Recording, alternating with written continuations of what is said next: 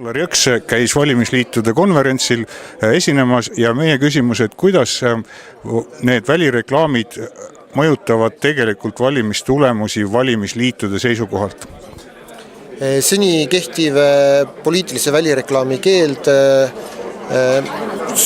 seoses kohalike valimistega tegelikult diskrimineerib valimisliite ja väiksema eelarvega säästukandidaate tänu sellele, et suured erakonnad võivad kogu aktiivse valimisagitatsiooni aja kasutada teles, raadios reklaame, aga näiteks need odavamad vahendid, kus saad oma riietele panna, särgile, autole panna, neid vahendeid sa juba aktiivse valimisagitatsiooni ajal ei tohi kasutada ja see tekitab tegelikult väga suure ebavõrdsuse, aga õnneks Riigikohus hakkab selle piirangu põhiseaduspärasust kohe arutama. Nii et on lootust, et see piirang meil lähema 5 aasta jooksul kaob? Ma loodan, et see selle valimiste eel, kohalike valimiste eel 2017 kaob. Kas valimisliidud jäävad peale kohalike valimisi nüüd ellu seoses haldusreformi suure uperpolliga?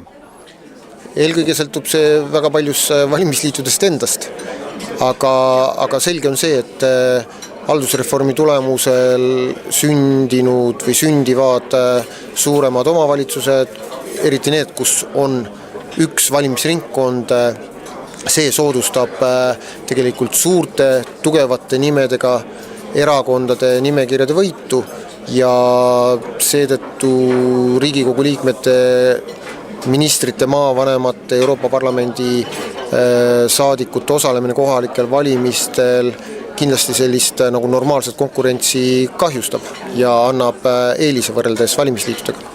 Nii et see oli nagu viga, et need valimisringkonnad suureks saati?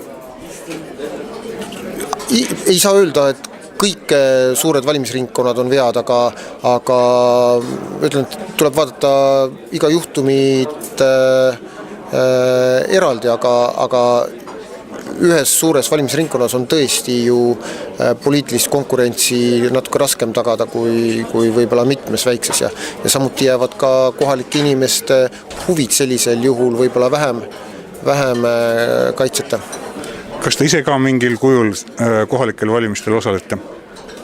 Ei ole planeerinud. Selge, aitäh ja ilusat päeva jätku!